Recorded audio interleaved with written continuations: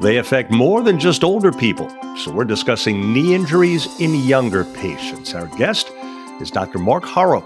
He's an orthopedic surgery and sports medicine doctor with Novant Health. This is Meaningful Medicine, a Novant Health podcast, bringing you access to leading doctors who answer questions they wish you would ask. From routine care to rare conditions, our physicians offer tips to navigate medical decisions and build a healthier future. Thanks so much for joining us. I'm Joey Waller. Hi, Dr. Haro. Welcome. All right, thanks for having me. Great to have you aboard. So first, you work with several local schools as a team doctor. You help train young athletes to prevent injury. So we often think of knee injuries affecting older patients, as we touched on a moment ago, but why might a teenager or a younger adult come to you with knee problems at a younger age? Yeah, there's pretty much two main categories why younger patients come and see us. It's either an injury, like I broke something or I did something, or more of a chronic or overuse type of injury that has been bugging them for a while, but finally getting to the point where it's either a nuisance or keeping them from doing the things that they enjoy.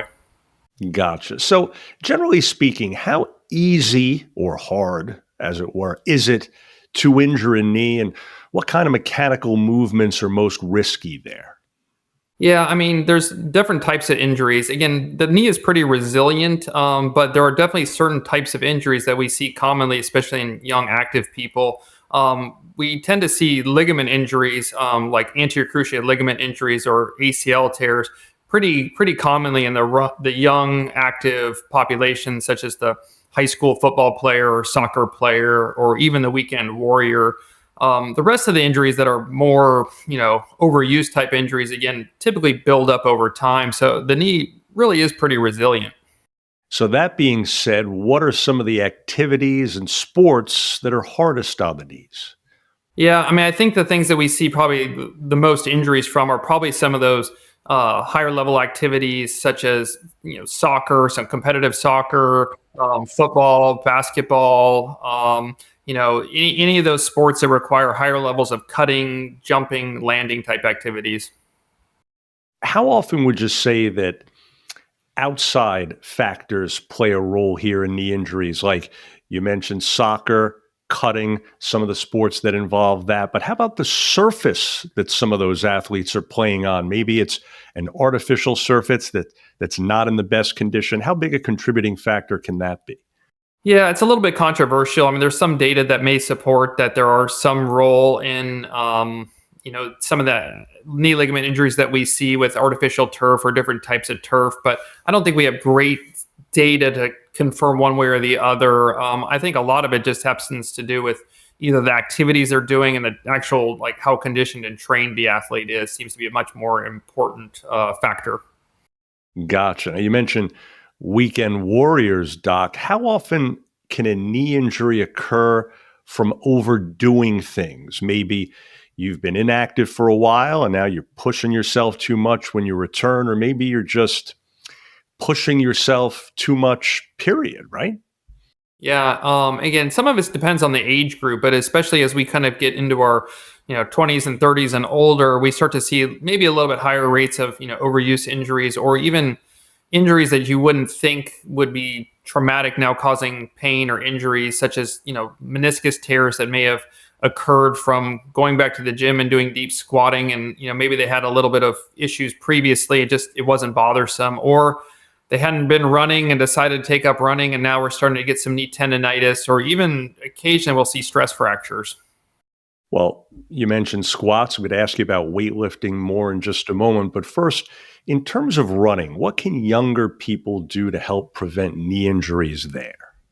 Yeah, I mean, I think the biggest thing is just make sure you're warming up appropriately, staying flexible and strong, and easing your way into activities. I always love it when I hear a young athlete that hasn't done anything all summer jump right back into fall cross country, and they go from sitting on the couch playing video games or talking to their friends to all of a sudden running 15 miles a week, and then all of a sudden we get a a horde of young athletes coming in for stress injuries around the knee, whether it's a stress fracture or whether it's tendonitis. So definitely staying in shape and conditioning well during the off season or in the lead up to this is probably the best way to prevent some of these injuries from occurring. And in a situation like that, you mentioned cross country, getting off to too fast of a start, no pun intended, after laying off for a while. What can be done to avoid that type of thing with scholastic aged athletes? Obviously, it's up to coaches in large part to make sure they're monitoring the situation, right? Yeah, I think the biggest thing is not pushing through pain. That's one thing that, sometimes it gets driven in is the no pain, no gain type of mentality, which isn't always a good idea. We definitely see young athletes who start to run in the fall and start to get some pain around the knee or in the shin area and they want to keep pushing and they keep running through the pain and then eventually they end up with a stress reaction or a stress fracture and we have to shut them down for weeks or months at that point. So it's better to be smart and if you're having some discomfort, backing down a little bit, making sure that you're gradually increasing your activity level before it gets to be the point where you have to shut down for weeks or months. Because part of the problem here, I would imagine, doctor, is the fact that when you're younger and less experienced in whatever activity you're up to, you don't quote unquote know your body as well as someone older and more experienced. And hence, you might not know where that fine line is quite as well, right?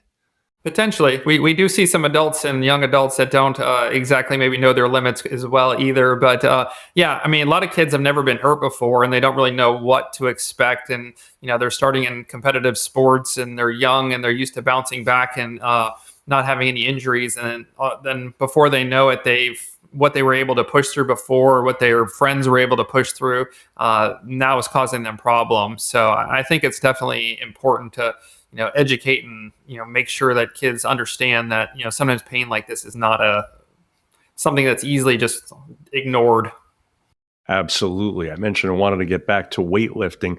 What can be done when lifting to help keep knees injury free, especially if you're doing something like squats or deadlifts or other exercises with heavier weight that can put a lot of stress on those knees if you're not doing them right? Yes? Yeah, I mean, I think those are all actually healthy activities, and I actually encourage it quite a bit to do strength training. I think it's great. If you're already having some pre-existing knee pain, I think that's one time to maybe worry about deep squatting, or if you're having issues with your meniscus or some swelling, just to be very cautious about that because that can definitely potentially exacerbate the problem. But what we do find is people who stay stronger tend to have less problems in their knees. So I think proper technique and same with running is gradually working your way up is probably the best bet to keep yourself out of trouble. Okay. How about the early warning signs of a possible knee injury that parents and coaches should never ignore? How do you know there might be a problem beyond just some aches and pains? Yeah, I usually when I see young patients and talking to parents, I usually like to break things down into, are these dangerous versus not dangerous type of things? Is this something we need to be worried about? And some of the things that we, tend to worry about is when there's swelling within the knee. That's never really normal in a young person. If you're starting to see swelling or, the knee is kind of puffy, that should be a little bit of a red flag that something's not quite right. The other things would be not willing to put weight on the leg or not able to fully straighten the leg out or bend the leg with normal motion. Some of those things are not common in young people unless there's been an injury, and typically an injury inside the knee joint, which there's structural changes that are preventing that motion. So those are some of the things that I really look for when I'm first seeing a person with a knee injury. Couple of other things for you. First, I'll ask you about surgery in just a moment, but what non-surgical options do you talk through or even try with younger patients? We hear so much about knee surgery, but short of that, when and what can be done in certain situations? Yeah, I would say the majority of the patients I see, I try to treat non-operatively or non-surgically if at all possible. Definitely starting on anti-inflammatories and icing and rest even can be a very important thing. I think physical therapy is very valuable in these situations as well as, making sure that you're having proper coaching and training can, work on technique and potentially eliminate or minimize the risk of some of these injuries. And so, having said that, at what point then could surgery or even knee replacement be the best option, even for a younger patient? Yeah, I mean, I think it goes back down to my dangerous versus not dangerous analogy. When there's something structurally broken, sometimes we worry that we need to do something with this. Now, that's not always the case. I would say that sometimes maybe we patients are a little bit too eager that if something's broken, they need it fixed. But when there's a knee ligament injury where the individual will potentially have further instability or further issues down the road, meniscus tears that are torn and caught within the knee. Those are times we typically, think of, surgery. So broken, broken bones, torn tendons, cartilage issues that, the knee is locked or not having the appropriate range of motion. Those are typically the things that lead to surgery. And in summary here, what message do you want young athletes, those joining us perhaps, to take away about knee health and playing their respective sport or activity smartly?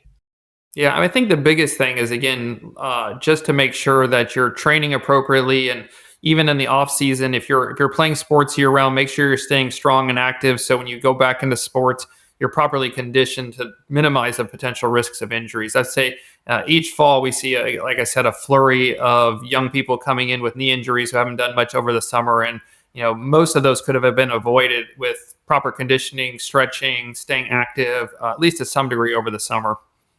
So perhaps most important here, be smart and cautious out of the starting gate, both literally and figuratively, right? Yeah, that's correct. All right. Well, folks, we trust you're now more familiar with knee injuries in younger people. Dr. Haro, valuable information indeed. Thanks so much again. All right. Thanks for having me.